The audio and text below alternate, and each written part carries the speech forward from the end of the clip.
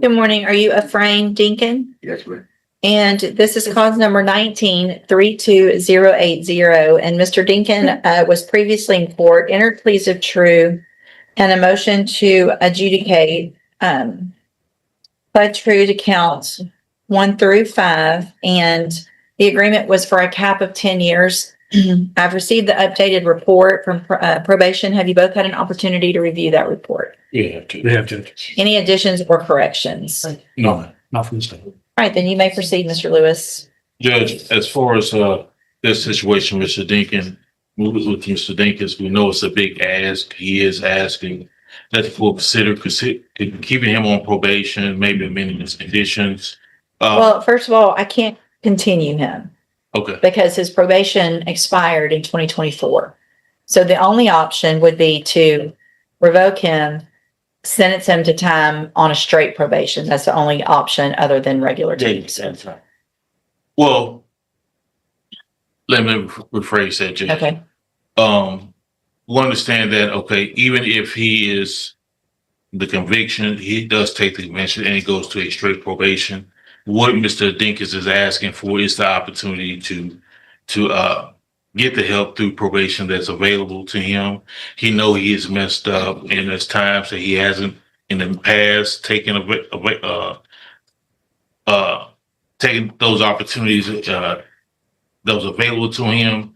He's more than willing to try to do that for us, the anger management and the things of that nature. He's trying to better himself. He's a lot older now, to where he can kind of really realize where he is in life and what he wants to do with himself going forward. He knows that probation can help him. He understands that, if given that opportunity, it would probably be only one opportunity and it'd be a zero tolerance type situation. And that's what he's asking for, Judge. All right. Thank you, Mr. Lewis. Mr. Smith? Judge, I would disagree. I think revocation, he had a chance at probation. He absconded. He did nothing. We have no idea what he had been doing for that time. And so I feel like PDC time is appropriate in this case. He was given a chance by his own choices. He believed that. So, Mr. Dinkin, Mr. Smith went a little light on the chances that you've been given. Because when you were placed on probation back in 2019, started off decent, and then it looks like in 2022, and you were 39 years old in 2019, so it's not like you were young and you've learned something and, you were a kid when this started. You started testing positive for cocaine back in 2022. You were referred to the ATAR substance abuse program, did not comply with all of those directions. So you were given help. Then another administrative hearing was had September of 2022. You tested positive again for cocaine.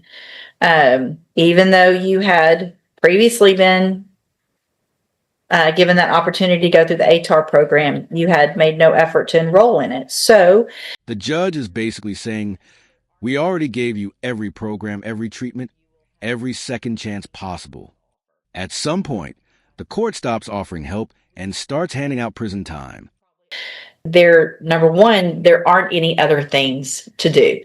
You will have had everything we have to offer at that point. If I send you to safety, we will have spent probably over $100,000 on you individually for this help. Do you understand the opportunity? And I don't want you to go take this bed from someone else and not take advantage of it, because that's what you've done so far. I got a memo, I'm sure, that said to send you to ISF, which I did. And you went through both tracks of ISF, the cognitive and the substance abuse track. And the end of 2022, you got out 2023. You started testing positive for alcohol within a month of getting out of ISF. And you were then referred to the DROP program to help you, even though you had just gotten out of ISF, and you never showed up and you've been gone ever since. So I don't know what other options or things we could do for you. You've been given every opportunity to have whatever treatment you need to be able to stay out, take care of your family, as you say. But that's not what you've been doing. So, I mean, you've been gone since 2023. Anyway, I'm going to find that you entered your pleas of true to counts 1 through 5 freely and voluntarily. Find those counts true. Find sufficient evidence to find you guilty, and at this time find you guilty. 8 years.